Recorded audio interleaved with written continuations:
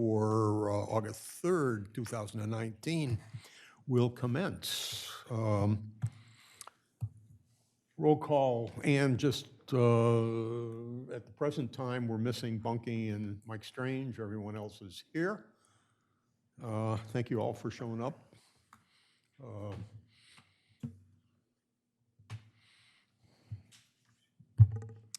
Purpose of the, no? Okay. Let me just, we're going to have a short presentation that Pat Caluzzi is going to help us with in a few minutes. Let me go through some sort of beginning stuff just to get everybody on the same page.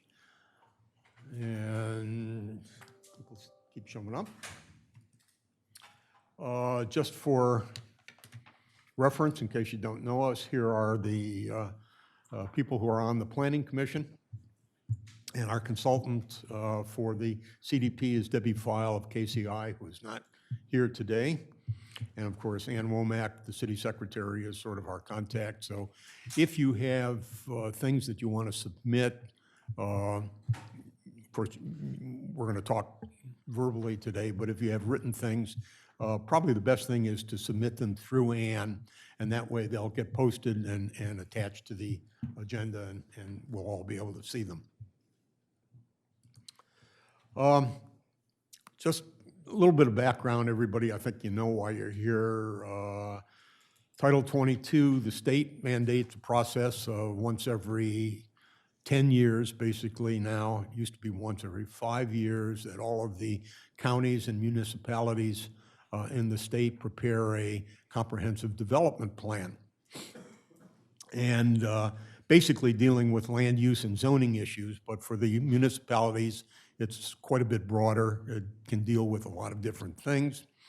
The state mandates that the planning commissions are the ones that are responsible for putting this together, but please understand that we don't create or define what the plan should be. Our job is basically to assemble, talk to all the stakeholders over a whole series of meetings and charrettes, and it takes about a 2-year process, cover a wide variety of subjects, and then put together a plan, present it, get everybody on board. Ultimately, it has to be approved by the commissioners and then submitted to the state, Office of State Planning and Coordination, and it has to fit in to all the other plans to create a state plan. Ultimately, it will be signed by the governor, and once it is signed off on by the governor, it really carries a force of law. So that's why we hear people who come before us say, well, in the comprehensive development plan, it says that this will happen. And in fact, just for everybody's interest, very specifically, anything related to zoning and land use issues, specifically zoning, if the comprehensive development plan defines those, they must be implemented by the commissioners by law within 18 months. But over the last 10 years, and this is sort of the critical thing, the courts in the state of Delaware have looked at the comprehensive plans for the municipalities, not for the counties, but for the municipalities. And if, in fact, a comprehensive plan says something is going to happen, if it's made its way through it, whether the commissioners implement that by law or not, the courts may look at that and say it has effectively happened. So you have to be very, very careful as you write the plans to distinguish between what will happen and what could or should happen, et cetera. It's much more critical now than it was 10 or 15 years ago. There are surveys, just reminding everybody, hopefully, has anybody filled in the survey? How many? Show of hands? Well, boy, this side of the room, not that side of the room, okay. There are 3 surveys that we started as part of this process. They were initiated in early July. They will run through August, the end of August. They're online on the city portal. You can connect to them there, or you can get hard copies downstairs at the front desk. There are 3 different surveys. One is meant for the community at large, that is the stakeholders, landowners that own land and live within the city. There's a second, that survey will take you about a half an hour maybe to fill out. There's a business survey specifically targeting owners of businesses, owners of business properties, and workers in the business community. And different set of questions there. And then there is a visitor survey for people who basically use Rehoboth, come to Rehoboth and use it, but do not own property or are not taxpayers and don't live within the city. We would encourage everybody to fill this out. It's going to serve as considerable information for us, and it's going to help us plan future workshops. So this is the second workshop. We had one on sea level rise 2 weeks ago. Just to get everybody on board, because we want to talk, the subject today is mixed-use housing in the commercial district. And to get everybody on board, the commercial district is in salmon color. I don't know if I have a pointer here or not. I guess I don't have. It's kind of a yellow, kind of a mustard. It's a mustard color. I guess we can argue about what color is that. It's the color that runs along Rehoboth Avenue and also on the half the streets of Wilmington and Baltimore. That's the C1 district. The C2 district are the 2 little blue points down by the ocean between Brooklyn and Wilmington. And that's basically where Green Turtle is and where Funland is. And there may be a couple of other businesses that are involved in those. And then the C3 district are the darker green along Baltimore, the north side of, the north side of Baltimore, the south side of Wilmington, and along whatever the street is that, what is it? Somebody help me. Christian Street, yep. And of course along Lake Street on both sides. So these are the 3 districts. We'll principally talk, I guess, this discussion probably C1 and C3.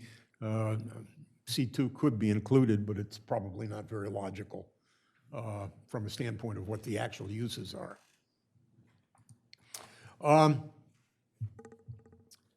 This subject, mixed-use housing in the commercial district, was a discussion point for the 2010 CDP. It's sort of like Howard Johnson's ice cream. It comes, if you ask somebody what they mean by mixed-use housing, it's got about 24 different flavors. It means different things to different people. And so we'll get into a little bit of that. I've put up a sort of a generic, pretty well accepted definition of mixed-use development, at least from a urban planning standpoint.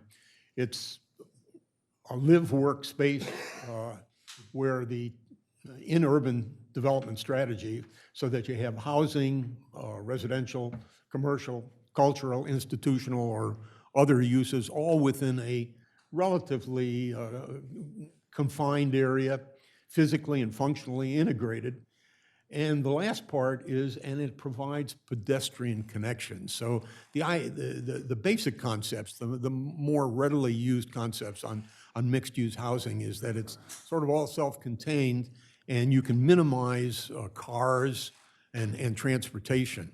And basically everything you need to operate within this living space is sort of readily available to you. There are other definitions too, but from a standpoint of urban planning, this is probably covers it pretty well. One could argue that that we already have mixed use in the city because because of our tier system, we can already have residential within the commercial districts. It may not be the kind of residential that you want, but technically, according to our laws, we can already do that. You can say, well, New York, let's say the Upper East Side, where on the streets the numbered streets, you basically have residential, and right around the corner on the avenues, you have everything you need to survive. You've got your grocery stores, restaurants, et cetera. You could say, well, that's mixed use. There are some mixed use communities down here, out on Route 9, the Nassau Vineyards. That is sort of being designed as a conceptual mixed use, sort of. So it means different things to different people. More often, the development is intended for new or complete developments, but it can be part of an urban renewal strategy. So if you, especially in some of our cities where you've got blighted areas or changing old areas, very often they'll tear down a whole area and say, okay, let's redesign this and let's make it, quote, a mixed-use area. There's a big difference between the European and the American urban living culture, quite honestly.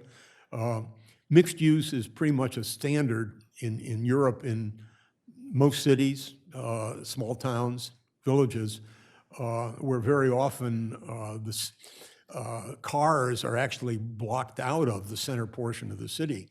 And yet, historically, people live there, probably because of the differences in refrigeration. Historically, people shop every day for their food. They don't necessarily have or haven't had supermarkets, so they go to a meat market, they go to a grocery store, they go to a fruit market, they go to a bread store, et cetera, and this is done on a daily basis, and they walk, okay? So those kinds of concepts are very typical in Europe. America, we really haven't had that kind of concept, although there have been some cities developed, especially in California, as you might expect, that have been actually designed as mixed use in that sort of concept. In Europe, I don't know about here, but in Europe, there can be significant tax benefits for owners of businesses that live either above or within their commercial building. Sometimes you don't see that, you don't know about it, and you say, why are you living there? But it turns out that there's gigantic tax benefits. So I don't know if that's done in the States and something that we might want to consider. And then finally, if you try and use the concepts on too large a basis, too big an area, or too sparse, on a sort of a one-off, you basically defeat the intended purpose of the concept of mixed use, which is sort of this community that you can eat, live, work, and play in. So these are just some talking points and things to be thinking about as we continue the discussion. Oops. Let me get back to...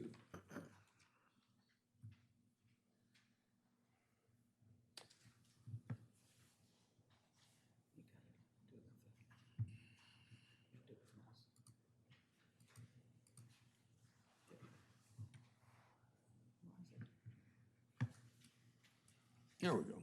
Sorry about that. Okay, a bunch of questions, and hopefully we can read them. These are meant as talking points. It's not our purpose to say this is what mixed use is or what we should discuss today. We just throw these up there as a bunch of talking points, and we've got space to add even more. But basically, as I said before, at least 10 years ago, we had a lot of difficulty defining what we really meant by mixed use. Two of the terms that are very often used are vertical mixed use and horizontal mixed use. Vertical mixed use, that definition is probably what we more think of as mixed use, where you might have a commercial entity on the ground floor and you might have residential space above it. in the same building. So that's what's meant by vertical mixed use. But you could have horizontal mixed use. Basically, you could have a residence, and then next door to that, a commercial business. And in a sense, we've had a little bit of that here in Rehoboth for some time. So those are just two terms that keep cropping up. One of the questions we might want to talk about is how many existing buildings in our commercial districts can currently handle mixed use if we were to have it. I took a sort of a walk up Rehoboth Avenue the other day, and on the south side of Rehoboth, we have a lot of buildings that are already two-story buildings. Some may already be mixed use, or maybe using their upper floors for residents. On the north side of Rehoboth Avenue, at least in the first few blocks, a lot of the buildings are single-story. So this concept of a vertical mixed use in those buildings, something would have to be done. What areas of current C1 and C3, I'm sort of bypassing C2, is suited or desired for mixed use? I showed you the map before. There's quite a bit of C1 district in the city. Conceptually, what are we talking about? What's on people's minds? And we need to talk about that. New construction versus reconstruction, bunch of questions. Can current codes accommodate mixed-use application? That's a very fundamental question. We may turn to our chief building inspector, who's sitting there musing about those right now. Safety issues. Once we start having residential use in a district that has historically, if we are to have that, in a district that has historically been commercial, are there peculiar safety issues that we now have to worry about and deal with that didn't crop up before? And if we have some portion of an area that has mixed use, does that pose safety issues with respect to what's already there? We need to probably look at that. Economic viability, obviously, that's quite critical. Just reiterating a conversation that we had in the 2010 CDP, there was one particular property owner, a business property owner, that was very much in favor of using his buildings in a mixed-use sense. He really wanted to move forward on that. But the problem was that, as he stated to us, or as the discussions at that time, as I recall, he couldn't do it economically with the existing building codes related to how they define setbacks, et cetera, et cetera. So even though he wanted to have it, even though he had a building that he could convert, he felt that he could not make it an economically viable under the existing rules that we had. So we need to take a look at that. Obviously, there's an impact on streetscape and potentially on scale of the current district. You know, when we talk to a lot of people and they ask them what is it that they like about Rehoboth, they like the quaintness, they like the small buildings, they like the residential areas. So we have to have as part of our discussion talking points the impact on streetscape and scale in the current district. And it's not just a question of the property owners or the business owners in that district. It's the view of all the stakeholders for the entire city. And finally, I've included a Jeff Tronzo, should green technology be required? Or either partially, should there be credit given for it, or should it be mandated? And that's not only for this potential use, but maybe even throughout the city. We need to, as talking point, talk about what types of residential housing we're really talking about. Are we talking about apartments, condos, individual ownerships, single family, multifamily? Just what kind of living spaces are people thinking about? So I just put this up as a talking point because there was some discussion 10 years ago about this. And finally, if there are rentals, if some of the space were to be used as rentals, Are we talking short-term, long-term, all year, all season, workforce housing, and others? What's the intended use? Because there were some real strong feelings and mixed feelings about these subjects, again, 10 years ago. So, and ultimately, how to handle parking. People that come to this area, if we cannot create that concept of a total environment that you don't have to leave, what do we do about the cars and parking? How do we accommodate those? Because certainly at the present time within the commercial district, you don't have the same kind of parking arrangements that you have in residential. So these are some meant as talking points, not that we're defining them. There's room for more questions, so we're ready to fill some things in. Let me just highlight some potential tasks. Normally we would worry about this a little bit later on, but just again as talking points to get your mind going. Do we need to survey or inventory existing buildings in the current districts that could support mixed use? Either they currently provide mixed use, I believe there are probably some, or could provide mixed use. We need to know how big that is. Is that a little box, a big box, or whatever? Should we develop a master plan for potential mixed-use applications rather than do it on a one-off basis and just let it evolve? We need to talk about that.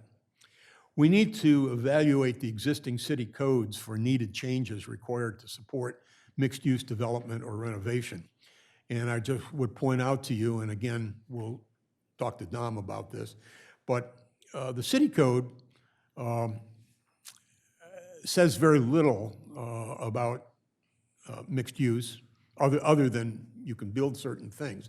But the actual building codes that we use are international codes. We don't have our own building codes. I don't think we do we? No. So there's two major codes that impact building in the city, and then there are spin-offs of those codes. One is the International Building Code, which I believe was officially adapted, the 212 version, although there is a 2018 version, and there's an upcoming 2021 version. And to the degree that there are changes in those codes, we need to understand those. And there's an International Residential Code, which really deals with houses, single-family and two-family houses, which probably doesn't have much meaning for the discussion today. If you were to look at the International Building Code, and we've got a reference to it, you can look at that. Chapter 10 is probably one of the ones that you'd focus on, which deals with egress. How do you get in and out of buildings? Because this goes back to these safety issue questions. Once you start putting residential into a building, and especially a building that might also be commercial, there are questions of how do you get people out of it? And there are some very strict regulations on that. So we need to sort of look at that. We need to evaluate on a very holistic basis, potentially, the impact on safety, transportation, et cetera. So you can't just say, we're going to have mixed use, we're going to have a building that has both residential and commercial in it. You really have to look at it in a holistic way and say, what's the total effect on safety, transportation, other things that will change. We need to probably take a hard look at potential impact on required city infrastructure. I don't know the answers to these, but I'm not sure that we have sewer capacity or when Main Street for Rehoboth Avenue was implemented, 10 years ago, whatever it was, I don't know whether we have sufficient sewer and water and capacity to supply infrastructure if we radically change how we're using the area. We need those kinds of answers and understand what that impact would be. And again, impact on streetscape and architectural scale. So this is meant just as to throw out some talking points, our job is to basically listen to people. So if you've got things to say, I don't know if anybody else on the commission has something to say right now? No? All right, so we're in a listening mood right now.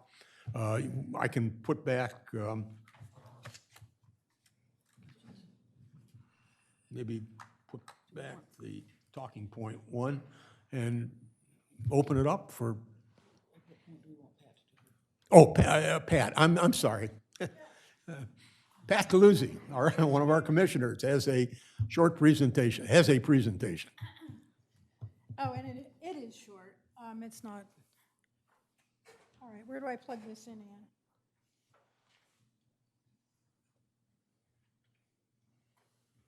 Oh.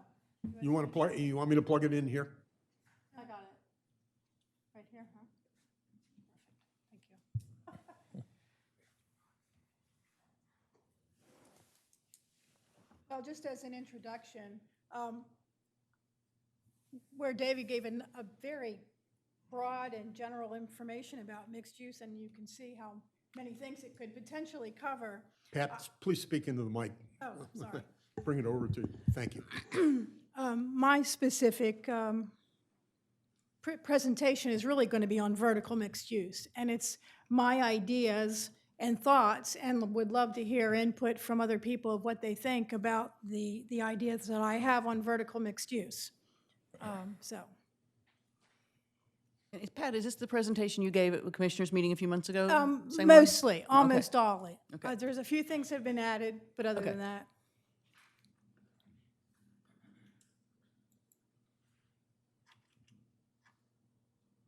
I can run it from here if you want, if you're having trouble.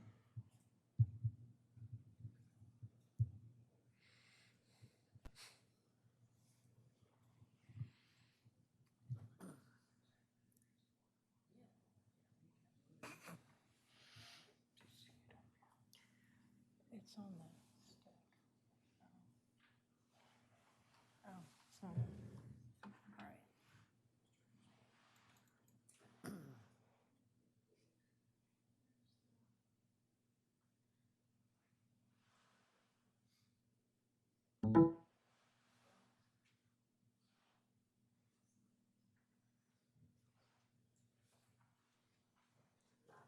Okay. This is really an introduction to mixed-use zoning from my perspective, and again, it's really focused on vertical mixed use. You got the broad definition from David, but from my specific definition on vertical mixed use, it's simply put, a mixed-use structure is a structure with commercial use on the ground floor, with residential use in the floors above the ground floor. So that's kind of my thinking. And one of the reasons why I am focused on this, I feel that this could be a solution to what I believe are issues for us that, I'm sorry, I'm not talking to the microphone. I'd like to see the downtown more vibrant year-round, with people living downtown, working downtown, living downtown, eating downtown, using the restaurants, retail. And I think that this, moving forward with, and I think about the future. I think about the people who are going to be here, not me. I'm talking about people in their 30s and 40s. And they have a different perspective on where they live and work. And I think that this is what I think I'm trying to address, is more the future than right now. We actually do have mixed use. Rehoboth Convenience Store, formerly known as the Pharmacy, has residential above it. The Pink Crab has residential above it. Blooming Boutique has residential. Well, it was vacant. I think there's Playa Bowls or something there now. The Bake Shop has residential above it. Rock Creek Men's Clothing Store. And interestingly enough, the southeast corner of Rehoboth Avenue and First Street is this building, which I'm sure you all recognize. It was built in 1949 with specifically the idea that you'd have residential above and businesses below. not a new concept. So this is why I believe, as I summarized earlier, why we should explore mixed use. I do believe it'll increase the vibrancy of our commercial area year-round. So having people live on the avenue and people who are working, middle managers, those types of folks, we're not really talking about workforce housing at this point. That's another subject because I'm not sure when you talk about workforce housing, the people who are in the more in the minimum wage category would be able to afford to live downtown, although it is an issue. It's a very big issue with people having to bicycle in, take the bus in. It's difficult for them. They have to live farther away. I believe it'll improve the look and curb appeal of Rehoboth Avenue, and we'll look at some other slides here. But we have, I believe, what is better options for a builder for the highest and best use of the land. And as I said earlier, recognizing the future trends of the next generation.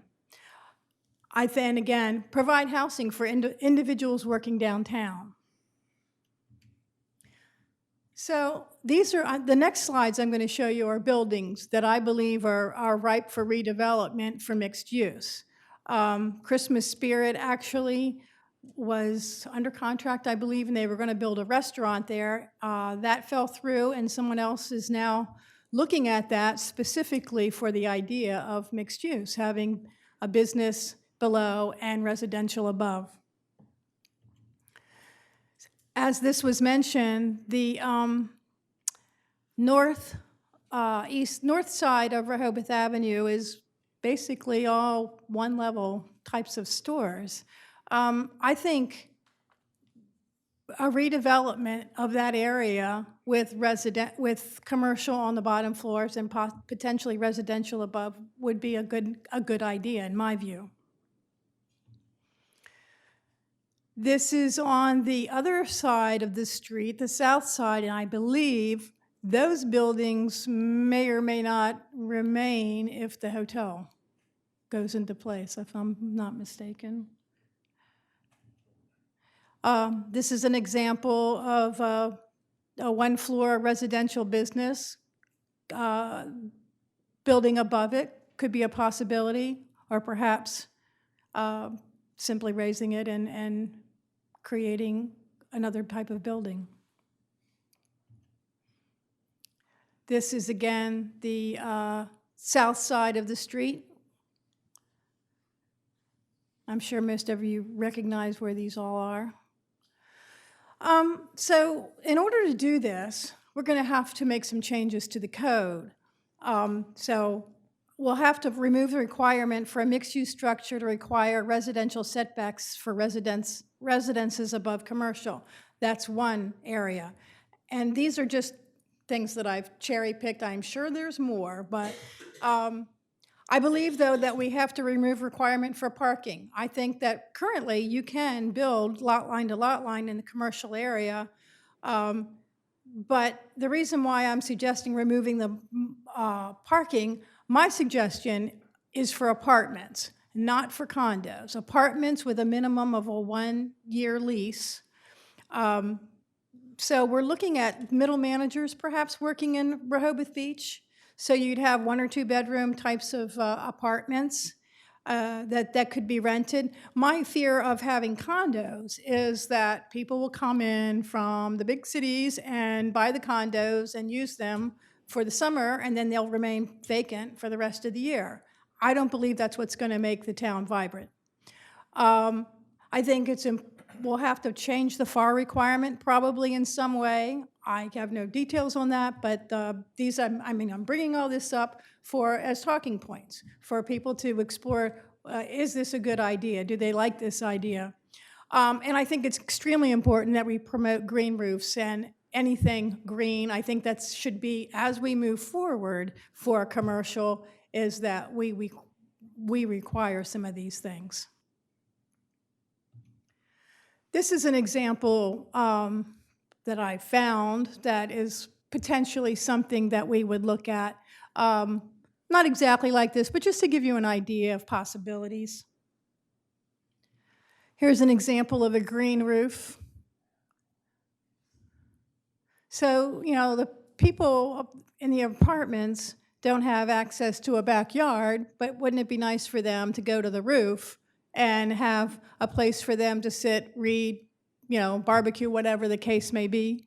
So that's an example of that. Here's another example where the HVAC is sort of surrounded by, sort of hidden, but makes it much more attractive and, to me, an opportunity or an option.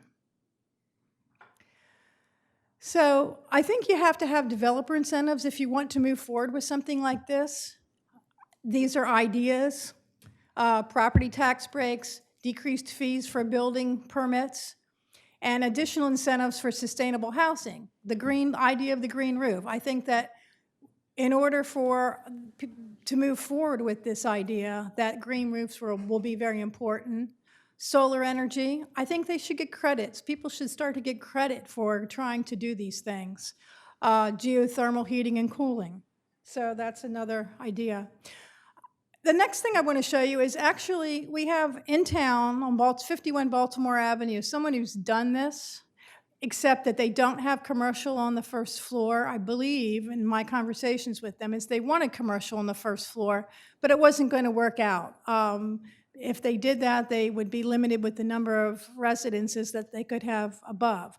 Now, these are condos and not apartments. I really, as I say, in the commercial area specifically, I'd like to see apartments because I believe that there'll be people, the next generation, who'll be happy to live in an apartment and not have the need so much for a car. This is an example, which is the 51 Baltimore Avenue. They do have a green roof, and this is showing what they have on their rooftop, which, again, are, the ability to sit up there and read whatever. I think it's just a nice idea. I certainly would enjoy being up there. And this is just another view. So these are my ideas of where I think we should be going. People could, disagree, but they're just ideas, and I welcome any input. You have it. Yeah. Yeah, if you would come up. You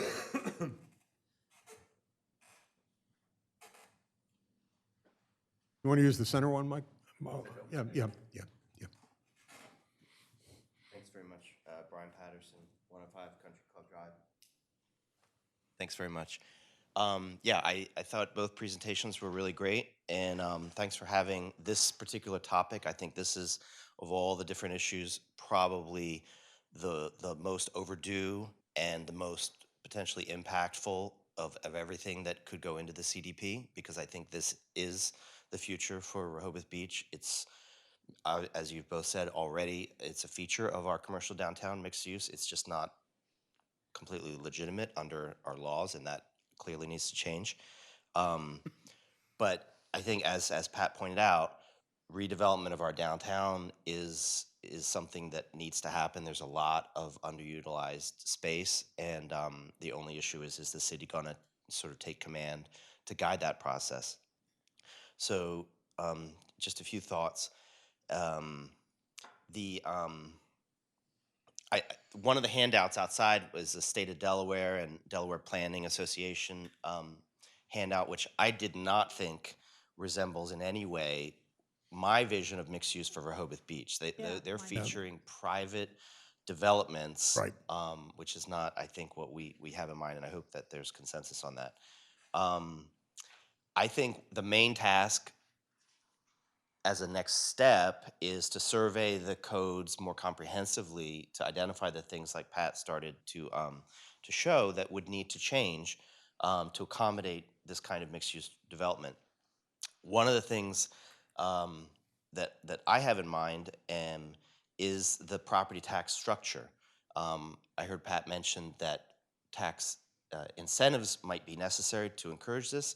I actually disagree, thinking about, like, for example, the north side of the ocean block of Rehoboth Avenue. The property owner there, if you approve a mixed-use model, is going to receive a huge windfall from the city just from the ability to redevelop that property along this line. And the greater density, the more intensive use is going to put a lot more burden on the city services for infrastructure, water and wastewater and all that other stuff, but also just generally, for example, finding alternatives for parking if we release them from the parking requirements that would otherwise apply. So I think the tax structure is part of this, and it should be looked at, because I believe most of the cities and towns that have mixed-use development in their commercial do have a different commercial zone property tax than the residential zone tax, and it's higher. The last couple things was, I actually don't think there's a need to survey the existing stock to see what would be suitable for mixed use, because I think Pat's exactly right. It's going to be raised if it's not. If you were to approve this, yeah, maybe only 10 to 15% of existing commercial properties are suitable for residential as well. But if it's not, it'll be raised. And so spending effort on a survey when the landowner can do whatever they want, I'm not sure that that's time well spent. But because it will be raised, that's kind of the fundamental question that I think we need to consider. Is that something you want? Because that is what will happen, and you won't be able to stop it. And so what constraints would need to go into this to achieve the goals that you have without just things getting completely out of control? Last point, the idea of promoting this for year-round living, I think, is excellent. I completely agree. A minimum one-year lease, things like that. But I don't think state law would allow you to discriminate against condominiums type of ownership. And I'm not sure how sort of mixed use for apartment buildings only could be done. So that would have to be carefully looked at. Thanks. Thank you, Brian. Fight it out, Jan?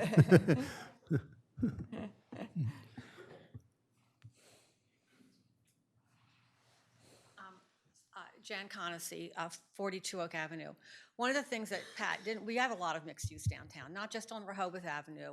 If you've lived here as long as I have, you know people who started out in apartments above the Shorebreak Lodge. We have the Wilmingtonian on Wilmington and First, residential above, commercial below. In 1987, Norman Chagru, who many of you probably don't know, but many of you of a certain age probably do know.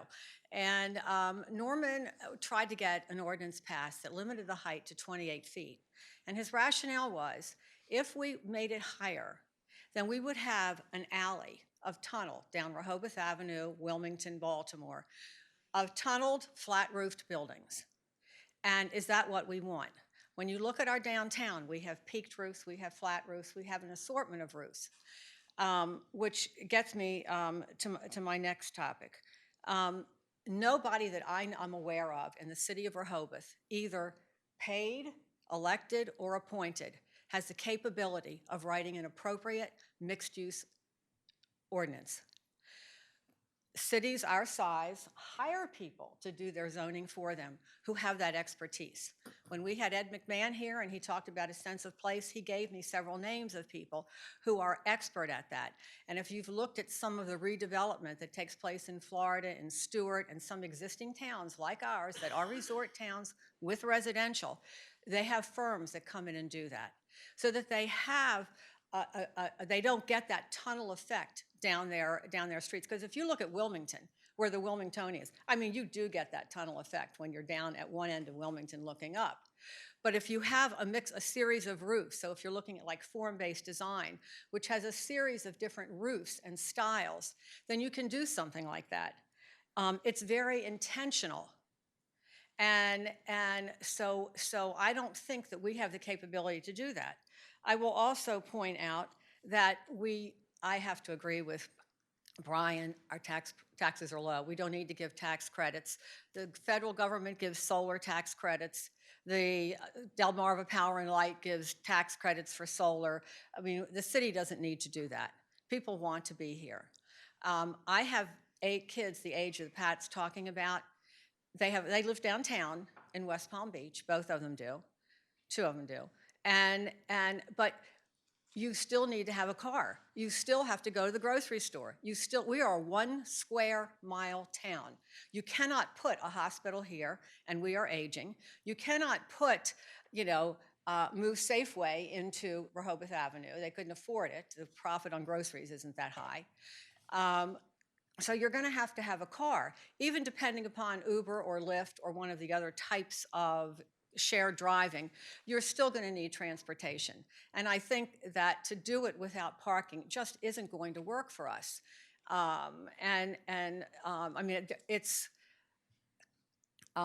know my kids both live downtown, but they both have cars because even living downtown, the grocery store is still not within walking distance. Well, it is actually, but you've got to carry all that stuff, and it's damn hot in Florida, carrying a bunch of groceries home. So there are so much to consider, and we are so far out of our league in trying to do it without professional help. That's my concern, Pat. I don't have any problem. I'm not suggesting necessarily that we don't have professional help. I do believe that our code, in a lot of ways, we could use help with that from someone thank God. who. I do too. believe that. Yeah, yeah, I do. Definitely. So I think that as we look at the CDP and we look at implementation of the CDP, it becomes imperative to hire the right people. I mean, the fact we already have commercial in our residential neighborhood. When you have a 7-bedroom, 7-bath house, or a 9-bedroom, 9-bath house with 2 kitchens, you essentially, and that rents $365, that's commercial in a residential neighborhood. But we only require 2 parking places. So, we're already dealing with that, and I think that's why we really need people who know what they're doing to come into town and say, how do we make the best use of what we have? How do we make an environment that works for our residents and also works for our visitors? So, and thank you. Thank you, Jen. Yes, hi, Sturgis Dodge, 512 Newcastle. I guess, when I heard this, one of the first things I thought was, we already have it in places. And then I kind of thought, the other question was, what is the problem that we're trying to solve? And I just thought there might be a real gap between the problem we're trying to solve and how this would present a solution. So I tried to think about who would live in those places. And one of the concerns was what Brian raised is, can you tell property owners what they can do with their property? If we wanted workforce housing, can we make people provide workforce housing? Don't know if we can do that. And people that could maybe use it as workforce housing, would it be affordable? I mean, questions I had was, how many middle managers do we have in businesses around here? And what are they paid? I mean, could they even afford it if we could somehow say that's who it's for? And then the other question I had was, you're talking about 30 or 40-year-old somethings, and I'm thinking, and I'm way far away from that. Maybe I don't know what the trend is, but I'm thinking those are people who are looking at starting families. And, I don't think they're going to live in little apartments over places. And then there's the difference between kind of a fully kind of serviced urban environment where there's just so much diversity and where young people are attracted because there's kind of a critical mass of peers and the kind of stores and things that they want to frequent and businesses. And I just think our scale is so much smaller than that. So to me, that's a challenge. And then the other thing is the kind of businesses that we have so often serve our visitors. And, would they serve year-round people in the same way? When I grew up here, we had a grocery store and we had a pharmacy and we had everything. This was a real year-round community. But that isn't who we are anymore. And I'm just not sure we can serve both visitors and year-round people in the same way that we did back in the 50s and 60s. Thanks. I just want to respond to that just a little bit. You're right. Back in the 50s and 60s, we were a year-round town, and I think that's where we want to go in order to really make sure that our tax base, that we can as a town, you know, survive, maybe that's not the right word, but certainly continue to grow in certain ways that I think is beneficial to the town. So I say people in their 30s and 40s, maybe their 20s and 30s and 40s, but not all of them are out, you know, having a family, particularly, or starting a family, particularly some of the people who work in some of the restaurants, you know, some of them may, and I believe that we can't consider, we have to not assume that everybody's starting a family, and there's plenty of places outside of town for them to do that.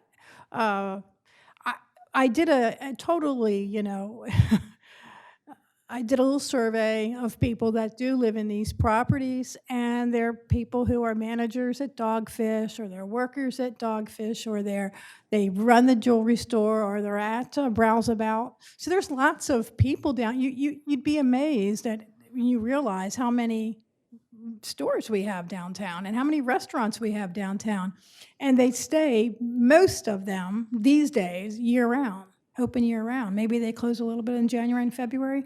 But I think that it would be, in my eyes, good for the town. But I understand what you're saying in terms of the people, the size, et cetera. But again, what Jan has mentioned is we do need help in writing code that's going to make it what we as the people who live here full-time would like to see. I'm glad to hear that you did, because I was going to say, you know, you should knock on doors and find out who is living up there, and you've done that, Yeah, which I is have. cool. I mean, I would love to see this town have more year-round residents and have it feel more like a village, and you know, Yeah, and part of it is, I think, if you, and in some ways, if you build it, they will come, you know. Maybe we will end up with a little downtown grocery store, you know? Maybe some of these things will come back. They haven't, but they moved out because we didn't have really a year-round downtown anymore. So I also that's where I think- think we need to go. I also think when I look at a lot of the businesses on Rehoboth Avenue that are only one story, a lot of them are not very attractive. Exactly. And I think they're really ripe aren't. for redevelopment, and I think it would add to the town so much. Yeah, and the other thing is, you know, I also am aware of the canyon effect, but I think that's really mitigated by the width of Rehoboth Avenue. I think Baltimore and Wilmington, not so much. I don't think you want that, but Rehoboth Avenue is really kind of, it's a benefit and a curse, because we have a hard time having our Main Street look charming because it's so darn wide. Right. But that means you can build taller buildings without that effect. Right, So, right. thank you. Thanks for your input. Mark? Mark Betchko, 98 Sussex Street. I'm all in favor of this, mostly because it will force us to do a wholesale review of our building and zoning code. Particularly, this was going to create a higher density living downtown, and then some changes to the building code that would be very useful would be very low volume HVAC systems that are also high energy, insist on some green technology, including solar, and to eliminate maybe the need for cars, try to get Zipcar in here or other car sharing programs, because if the grocery stores are going to be outside of town, it's not realistic to think of apartment living in town. We're going to need some kind of automobile to get out onto the highway. But I think this is a great idea if it just forces us to look at our code. And one thing maybe to look at is the difference between apartments, condos, and co-ops. Well, I'm not familiar with the law here, but generally co-ops don't allow rentals. So if you could do some incentive to get co-op buildings into town, they would not have the option for Airbnb or VRBO or even long-term rentals for more than a couple of years. Thank you. Thank you, Mark. Let's take over here. Thank you. John Dewey, 105 Scarborough Avenue. I think it was Jen. I don't really know everybody, but I would like to thank her for her remarks, which I thought were very cohesive, and I'm not going to repeat what she had to say, other than to echo and support her points of view. my property is 2 doors away from a commercial property. I bought that empty lot knowing it was there. So I'm saying this in full recognition that I made a specific choice to live very close to a commercial zone, and I accept the changes that may come along with that. That being said, the city has already made decisions in residential usage that have made the parking situation, which was bad to start with, infinitely worse. When I walk up and down streets in this town, particularly streets closer to the boardwalk with the larger homes, I feel like I'm in West Virginia with cars all over the front yards.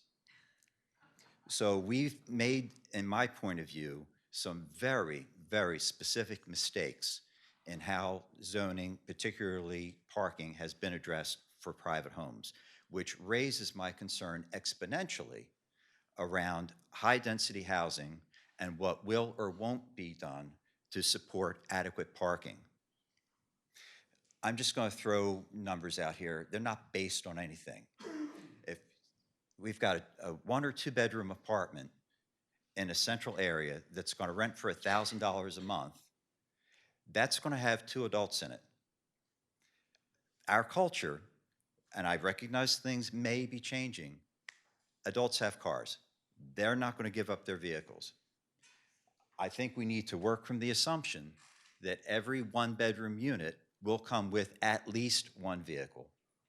Given the rents that are often needed to make things viable, you're probably going to have 2 adults and 2 cars. The other thing I'm particularly concerned about is the streetscape and the changes it will bring. I grant that Rehoboth Avenue is quite wide, and so it could perhaps tolerate some higher level buildings. However, the charm of this town, I think, could very easily accidentally be lost. Part of the charm of a small town is low scale. If we've got 40, 50-foot tall buildings with roof gardens and everything else lining both sides of Rehoboth Avenue, I think that's going to very much change the small town character, let alone if similar zoning and height requirements are allowed on the streets that are much more narrow. I think that really does pose a significant risk to change the character of the town. I'll add one more thought and then close. Rehoboth is, for all intent and purpose, a 2, maybe 3 season town. Late December through mid-late March, very few people around. Provincetown, Massachusetts, and other small towns up on the Cape deal with these very similar situations. Provincetown has been dealing with this for 20 to 30 years and has yet to find a successful solution. I would encourage the city commissioners and others with interest to look at some of the challenges at other not year-round towns. And I'm not sure that Florida is necessarily the best example. I would look to more cold season beach resorts. What's happening out on Long Island? What's happening in New England? And are there lessons that we could learn before we repeat mistakes that I know have occurred, particularly in Provincetown? Thank you for your attention. Thank you. Gary?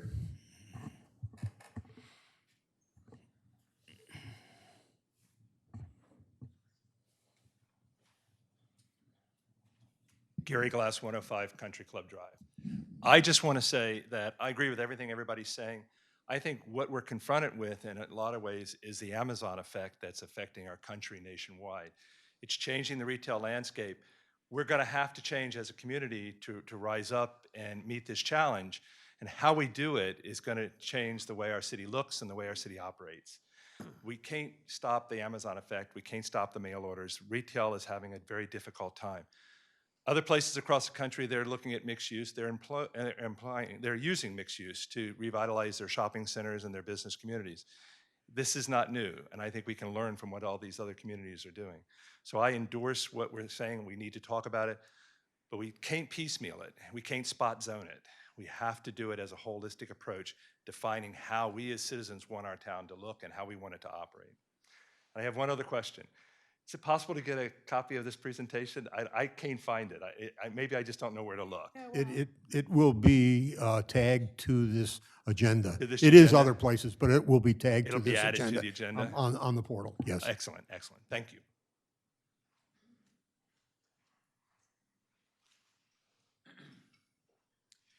Morning, Charlie Garlow, 82 Sussex Street.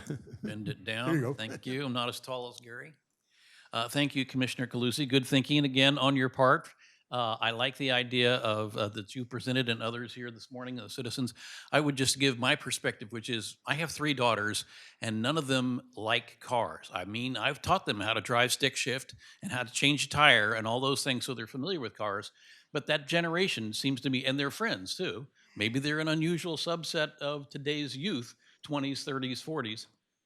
But they prefer to get around on bicycle and transit and Uber and Lyft and those sorts of things rather than owning a car because of all the hassles with a car, like parking and like maintenance for your car and all those sorts of things. So if that is typical of the future, I think that this sort of mixed-use housing development would be excellent for those sorts of people. I mean, some of my children one of them's married to a guy who's IT whiz and robotics and all that sort of stuff. He could be living here in this town. Boy, wouldn't that be great for us, you know, with my daughter. And they would be able to have a year-round employment because he's employed all year long, and so is my daughter, who's also, and they both have the kinds of jobs they can telecommute from anywhere. I'd love to have people, those two in particular, but lots of other people like them, to be calling Rehoboth Beach their home. They would add a lot to the flavor of this town, I think. One other item I had, which was to add and say amen and me too, and write on to the green roof, solar energy, and geothermal, but also to add energy efficiency is one of the sorts of things we want to encourage. Whenever we talk about saving our planet from global warming, which is my #1 topic, we talk about energy efficiency before we urge people to put solar panels up there and electric cars and all the rest of the things that I'm in favor of. Thank you very much.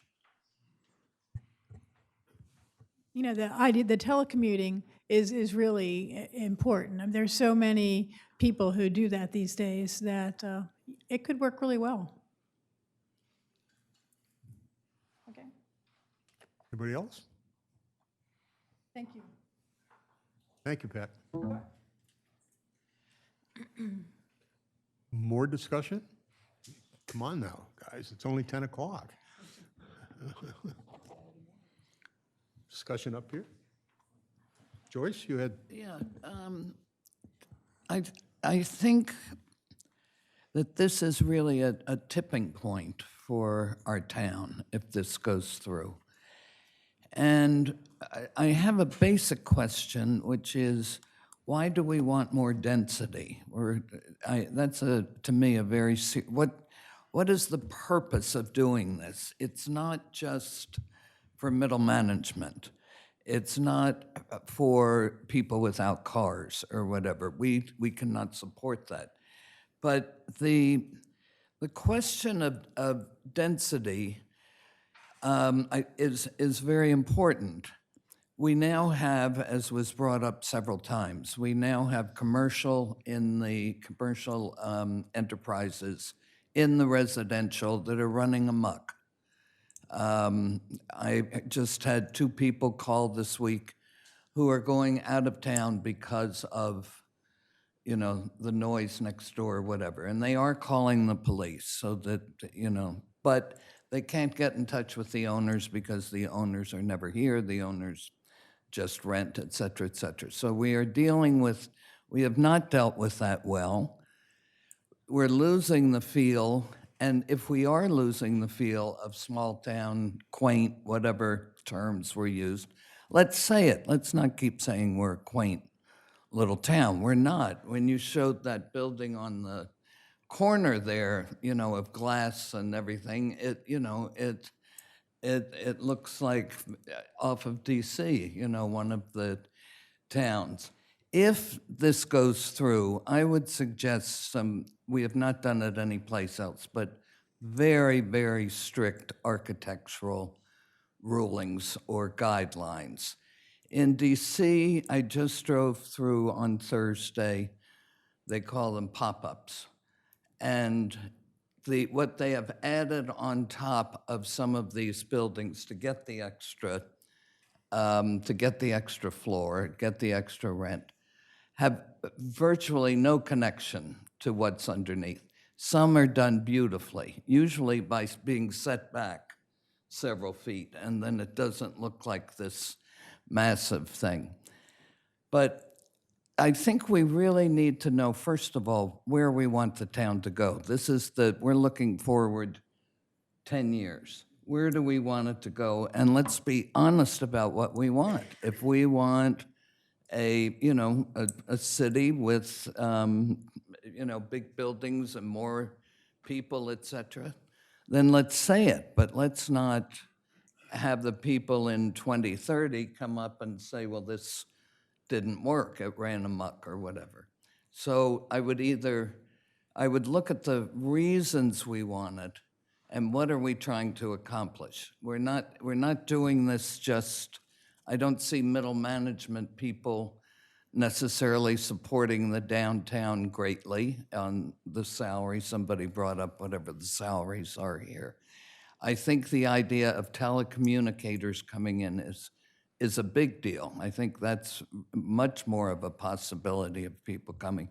But let's be clear where we're going, what we want. Let's not just add one thing and then say why, it's not doing what we wanted when we haven't said what we wanted. So that's what I would suggest, David, is when we're writing this, we're clear on what the goal is, and this is how to reach it. Thank you, Joyce. If I could. Rick? I agree with a lot of what Joyce is saying. From my perspective, it's not just 10 years that we need to look at. I sort of look at each 10-year CDP as the building block for the next 10-year CDP. And so we need to be sure that what we're doing is going to work for us on a much longer term basis. I do think that Pat Caluzzi has made a lot of good points with respect to the need for mixed use in the downtown area to encourage and foster a more year-round community here. That's something that I would love to see. I don't agree that it's just young people. I think we also have to look at the aging population. As someone who's getting there myself, although I'm only 4 blocks away from Rehoboth Avenue, there may come a day when I would prefer to, move into an apartment or something and be able to go downstairs and walk, 2 doors down and get to my favorite restaurant. I've had my problems with back surgery and everything, and so, I don't know what the future holds. I think, we need to think about those things. And quite frankly, we have an aging community, even though we have a great influx of the younger generation coming here now and establishing themselves here. So I'm originally from New England.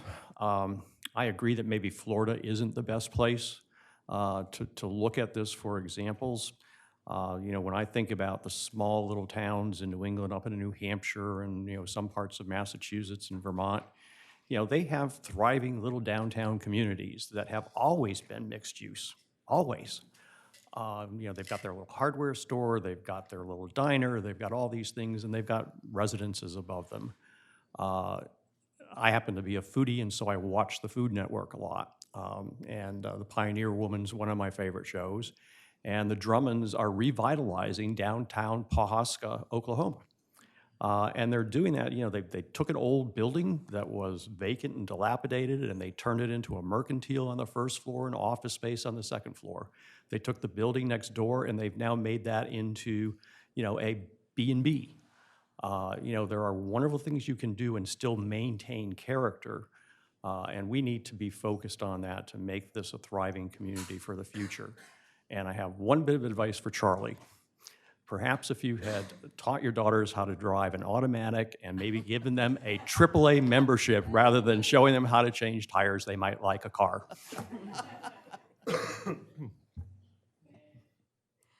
I happen to have a granddaughter visiting this week now. with 8 of her high school friends. Now, these are mid-26ers, so I'm going to go back to the house and I'm going to check out these, I'm going to survey these 8 26-year-olds to see where they'd like to live. I put some, before we get to Paul, who wanted to be next, I just put this up. I happened to see this last night. Upzoning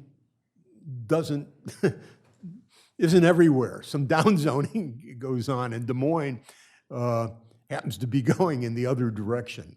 We'll post it as part of that. I think it's part of this whole study of finding out what the right thing to do in the right place, but it isn't all going in the same direction. Paul? A couple of things. I certainly agree with Pat's thought about having more people here full-time.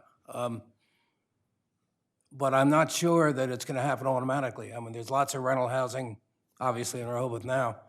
And if landlords could find year-round tenants at the right price, they'd be doing it now, and they're not, for the most part. So I think we may have to build some other incentives into the mixed-use program to encourage year-round use. The other thing is I would certainly endorse Joyce's comment about architectural review.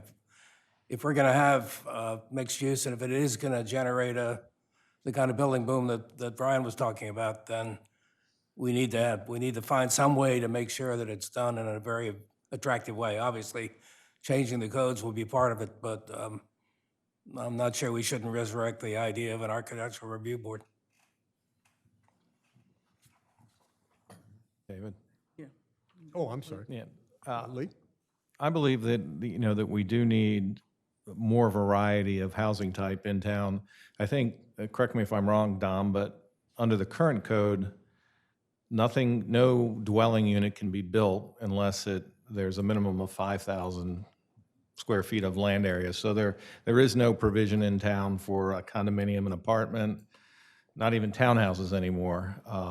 I think there is a mixed use provision. I think you can do one residential unit above commercial in the commercial district, but nowhere else. So currently, it's impossible to build a condo, an apartment, a single family, semi-detached. I think a hotel room is the only type of unit that you can do more than one without, more than 5,000 square feet of land area. So it seems that probably the most logical place to introduce this type of unit type is in a mixed use in commercial zones, because it's not going to happen in the R1 or the R2 district.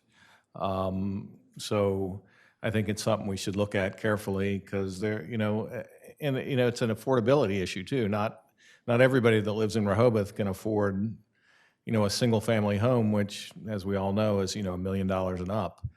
There are a few leftover townhouses here and there that were built under the old code, or, for example, the project that Pat showed on Baltimore Avenue. I imagine that must have been built under the old code, because you couldn't build that today because there would be too many units. So it seems like the logical place to, whether it be retirees or downsizers or whatever it might be, there's no way to build that product in the city anymore.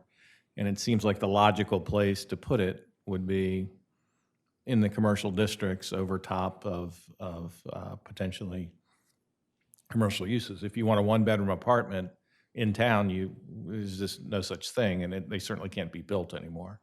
So I think maybe it's worth looking at in the commercial districts, where that seems like the most logical place to introduce that different type of product. David, and I wanted to weigh in as well. Commercial redevelopment is here, whether we like it or not. And all the concerns and the good things that people talked about, I think all express a need for form-based code. Everybody wants to wants the town to work together. Every commercial redevelopment project that we've looked at so far is built to the maximum. Well, it's built. The proposals are for way beyond what the FAR says. It's not even there's not even consideration of respecting the FAR for the proposals that come to us. So we do have single-story buildings that are contributing resources, in my mind, and they may want to stay single-story buildings forever. So how are we going to balance these different forces? We have no historic preservation. There doesn't seem to be an appetite for that. We talk about architectural review, but everybody who owns property in this area has a development by right. And I think, we have to figure out how we're going to deal with some of these issues, because I don't think people want to see 4-story buildings without any variety lining any of the streets. So there are ways to deal with this. Historic preservation is one, but there is a market in terms of what you can build. It can be done in terms of trade-offs. Somebody might be able to sell some of their FAR that they're never going to use because they have a 1-story building, they're going to use it forever, and that might help somebody else do what they need to do. So as scary as proposing that, I'm probably going to regret saying it, but I do think we need to have a discussion about how that would happen that would be fair, that would keep development to the right scale, where the commercial district backs up to residential neighborhoods, for instance, or in other areas where we just want variety. And I also have 3 nieces and nephews that are all 30-year-olds, and none of them have cars, but they live in very urban areas that are very well served with services. So I'm not sure how the millennial thing translates when you get to areas that are spread out over more areas. As all my fellow commissioners said, and as Rick said, I mean, I can definitely envision a day where I don't want to live in a single-family house anymore. So this, having more variety of housing that Lee talked about, I think is attractive to all ages. But I think it's also a social justice issue. And I think we need to have housing in a city that is not all single-family $1-million houses. I just don't think that's going to fit. I don't think it fits the demographic now. It's definitely not going to fit the demographic in the future. So we have to look at this. And when people talk about changes to the code, I think piecemeal, one proposal to allow mixed use is just not going to work. I think everybody wants a form-based code where the whole city works as a whole, all the coding works together, and we set the stage for what the developers are going to bring to us. I don't think reacting to development proposals and getting them just within what the limitations allow are going to redevelop our commercial district in the way that we want it to be redeveloped. I think when we're talking about the age range of people, I would not go to an apartment on the 2nd or 3rd floor having to walk up. You could have an elevator. Will they all have elevators? Is that? Good. Okay, well, depending on the size. I Yeah. agree. Yeah. Well, the building that Pat showed on Baltimore Avenue, the 3-story building, Yeah. that has an elevator in it. Okay, some of them you could, but if you're taking some of these 1-story and adding, some of them are small. I mean, it's going to be limited, I believe, unless they're tear downs and redone. I think most of them probably are tear downs. Yeah, well, that's, all right, then we lose the yeah, character. No, I mean, some of them would be. Not Okay. all of them. To your point, Joyce, I think that, Into the microphone. oh, I'm sorry. I think we have to also realize our existing, business structures are aging, and some of them very badly. They're As I probably talk to ready. proprietors in town, they have, leaky roofs, and dealing with all kinds of you're right. problems, fires starting in the back of their store. I mean, I think this provides a unique opportunity to provide incentives for people to do something with their existing properties that will improve them, whether they're tear downs or whether they do, gut them and completely redo them. But, I think we need to look into, I think it was in 2014, Delaware, passed an act to encourage downtown development districts. And they've done it in Georgetown and Smyrna and a bunch of other places. And there are grants available from the state to offset the capital improvements that property owners in the downtown development districts are willing to make, and there are additional grants from other places. And I would hope that as a planning commission, as we're working our way through this, one of the resources I would certainly start with, I think, would be the Institute for Public Administration at the University of Delaware. They have actually been involved and have been working with these communities in analyzing and helping them do these downtown development districts. And so we've got a resource right within Delaware that I would hope we would call upon and get some input from them and some advice. I also agree wholeheartedly with utilizing outside resources to rewrite our code. I think it's a hodgepodge that's just been piecemealed together over the years, oftentimes with good intentions, and sometimes I'm not so sure. But in any event, I think we should hire outside consultants to, do that work for us. I started my legal career as an intern in the City of Springfield Law Department in Massachusetts, and my responsibility as a first-year law student was to work with the City Council and completely review and rewrite the ordinances for the city. And so, even as a law student, I had some experience in doing that, but, you really need, as has been suggested here, people who have, really done this in other communities. They know what works and what doesn't work, but we do need to clean up our code, and we need outside expertise to help us. First of all, I'm delighted to hear all the discussion about form-based codes. I've been trying to learn more about that in the last year or so, and I think it offers so much. The variety of housing, I also totally agree with that. We need to look at the varieties we can provide. One of the questions I've had from the beginning on this is how do you restrict the use? How do you keep it from the owners from turning it into short-term rental just like everything else? I'm assuming there are legal ways to do that, but I've also heard that perhaps not.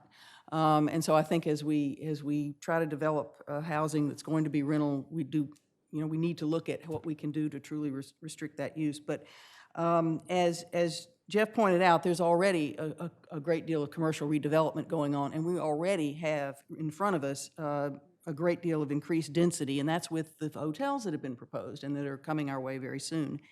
And that's going to already lead to increased density within the same downtown district where we're now talking about mixed use. And one of the things that actually came up at the last parking committee meeting was that apparently even though we have a good parking requirement for the hotel in one space per room, that may not be enough anymore, that more than one, that people who are sharing rooms are often now bringing more than one car. And it came out at that meeting that we may have to actually look at the code in the future to increase the parking needed for hotels. So, as we have an increased density, that's going to affect everybody. But, I have to say, somebody mentioned that the handout outside on the Delaware mixed use was not particularly relevant to us because it was entire areas. And I don't know if they are talking about this PowerPoint that's here attached to our agenda on mixed use development. But what I think is really interesting and really relevant about that is, yes, these are very large developments. These are hundreds of acres of development that in my mind are an attempt to create a town out of nothing. So Cannery Village is like 500 acres. Some of these others are 700 acres. And what are we? We're 640 acres of a real town. And, so while a lot of these projects attempt to recreate, they're all doing it new, and we already have it. And what we have is very rich indeed. And people come here for what we have to offer as a whole, as our 1 square mile community. So as we look to add and change and recreate and add variety, I also completely agree we need to view it from the perspective of the entire city, because we have what others won't. We have what other places are trying to recreate. And I also agree that about architectural review. I see a lot of interest coming back, coming and bringing that back. By the way, just as an update to that, when we got our marching orders from the State Office of Planning, one of their suggestions was that we review our position on architectural review. So that came from the state down to us rather than from us going up. So I just mentioned it in in Yeah. support of that. Anybody else? Paul, you're sitting back there. Well, this will not be the only discussion, I'm sure. It's a lot of food for thought here. We've got some homework to do, some thinking. We'll get some more feedback when we see the surveys at the end of August, because the issue of mixed use is on the surveys. Perhaps not in total depth, but I know that when we talked about this 10 years ago, this was a tough subject. And Pat, go ahead.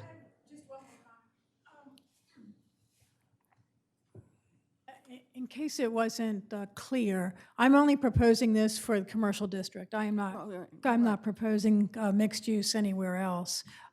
So, yeah, okay. So I wasn't sure you got that. Thanks. And David, to your point about having other discussions about it, I know our consultant was very keen on us waiting until after the survey results were in, because there are a number of things in it on mixed use. So definitely, this is the kind of topic that's going to go on, you know, and have probably several workshops devoted to it before the plan is finally written. Yep. Anybody else? Going once, going twice? Yes. Sturgis Dodge, 512 Newcastle. Is there just one other thing that was going around in my head, and that is that I'm aware that some of the more than one-story commercial buildings that may or may not have residences above have parking behind their buildings. So, you know, I think it's possible, I mean, given that you could have both. You could have parking and commercial and residential. Yeah, I think that again, when we've used the word holistic view, you can't just put an apartment up. You're going to have to deal with all of these issues to solve them. Dom, have you got any comments related to code and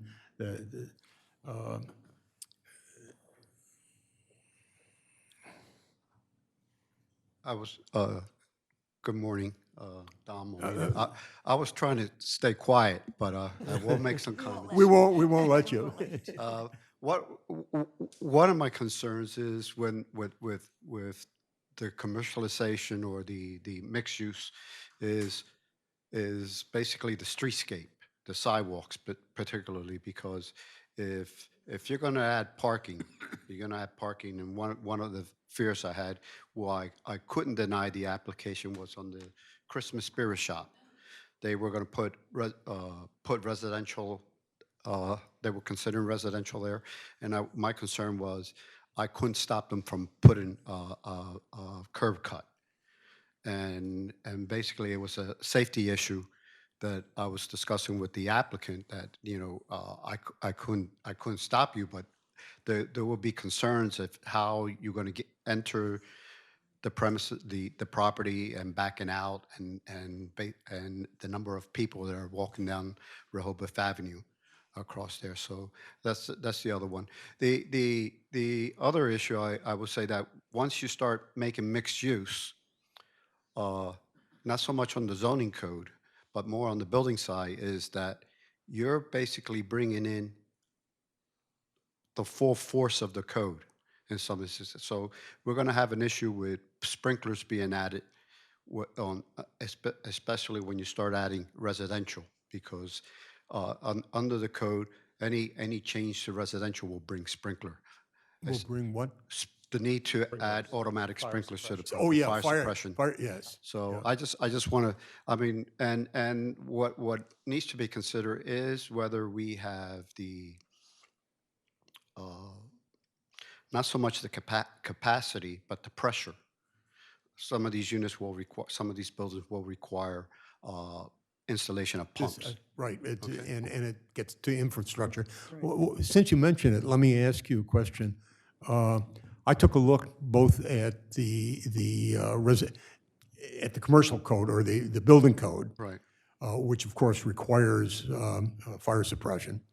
But I also took a look at the residential code, Are you aware of the fact that the residential code now requires for single and two-family homes sprinkler systems? Yeah, we're well aware of that, and that's an issue that I will be addressing with the upcoming code because it hasn't been enforced. It hasn't been enforced, but with the 18 is basically, it will have to be either vacated from the upcoming code or it's adopted, and what implications it would have for the city. Okay, I'm glad you're looking at that. Yes, Because yes. there are obviously both infrastructure and, I mean, there's all kinds of construction issues too related to that. Now, I'm familiar with municipalities that when you have 1 and 2 family dwellings, especially in Pennsylvania, they're excluded.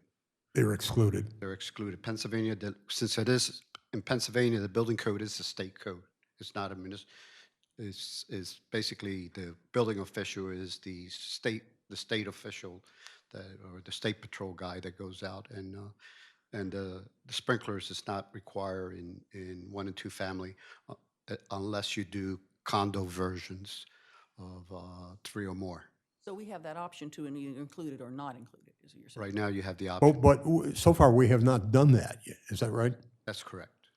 Do we face any issues? This is just a sort of a side question. Are there potential insurance issues for houses that are currently being built? We're not imposing this? I'm not I don't feel confident in answering that question. I would, with anyone coming in, and if they want to do sprinklers, I have not intervened with not allowing them to do it. Now, some developers have sprinkler, at least part of the basement, where there's appliances that have gas, that rely on gas operation. Okay.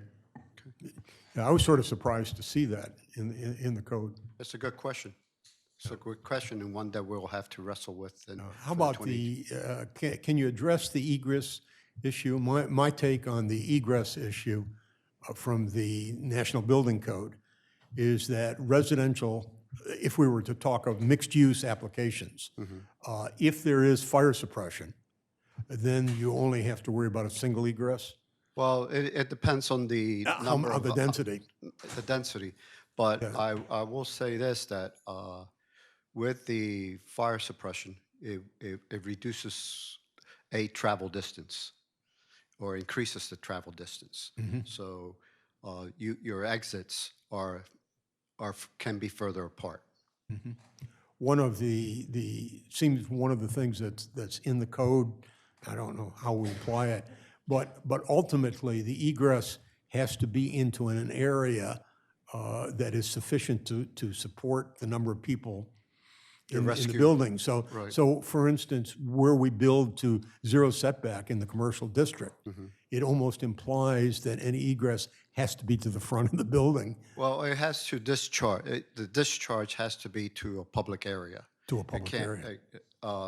This is, again, the problem that the Christmas Spirit Shop faces, because they're basically surrounded, they're enclosed. You can't exit into someone else's property. Yeah, okay, so these are conversations that we, Pat, that we obviously have to have because they're imposed by the codes and safety issues.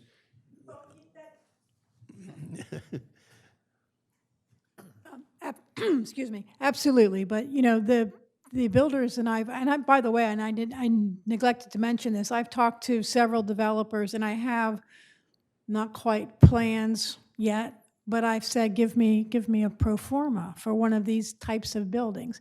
They're well aware that they have to build to code, that they have to have egress.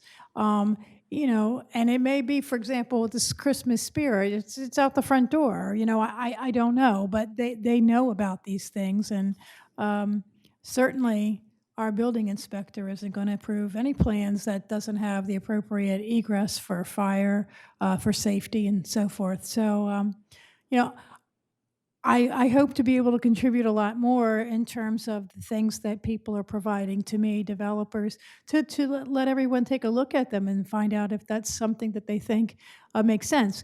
I do like this idea of the form-based codes and being able to, have more mixed property looks, views on, for example, the Avenue or Wilmington or Baltimore. There are some buildings there that are probably going to stay anyway, that are two-story, that are actually very nice buildings that I see what would stay. Like, for example, where Eden is. Eden's got a beautiful building, no reason why they'd tear that down. But there's, again, to me, the north side of the avenue with those buildings, and I don't know if you ever go into them, but they're a mess. And it's an opportunity to really make a facelift for the city. But again, architectural review, the mixed types of buildings that we would like to have on the avenue are going to be very important. So. Thank you, Pat, Pat. would you send us things as you get them? I mean, if you get. Yeah, no, I'd be Would happy you? to. Thank you. I'm happy to. Thank you. Yeah, I think that, I think we're going to find that, some properties are suitable for redevelopment, some aren't. And I don't think there's going to be widespread redevelopment. I mean, a lot of the properties are individually owned and, so there's not that many properties that are of adequate size to really make sense to redevelopment. And the smaller ones, if there's, a block of 6 retail stores and they're owned by 6 different individuals, they all have different goals, and I don't think there's going to all of a sudden be mass redevelopment on Rehoboth Avenue. And, as Dom mentioned, there's issues, on, say, Wilmington and Baltimore, you might be able to stomach a curb cut, but on Rehoboth Avenue, I mean, you're not going to have scattered curb cuts and driveways up and down Rehoboth Avenue. So I think, and those are the kind of things that can be worked into a form-based code where, you don't have, driveways. I mean, some properties have rear access where you might be able to accommodate parking. Some, like the Christmas period, is basically landlocked, and there's no way to get parking onto site except, across the sidewalk, which, probably is not a good idea. So I think, as you kind of, from a practical standpoint, as you get into this, a lot of landowners are going to find that it just doesn't make sense to redevelop their property for whatever reason. And, some are obvious candidates on corners and that type of thing, but I don't think any kind of change like this is going to spur some kind of widespread redevelopment of all the commercial areas. And if I could just, 2 things that I didn't mention earlier that I meant to mention is that in mixed-use areas, there's often a lot of second-floor space, yoga studios, offices for Main Street, that sort of thing.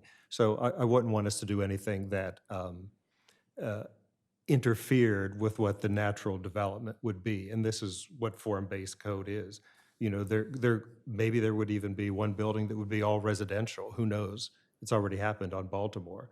But in other places, there would be affordable second-floor commercial area for offices and services that could be very important to us, like the senior center, for instance, if there was an elevator access.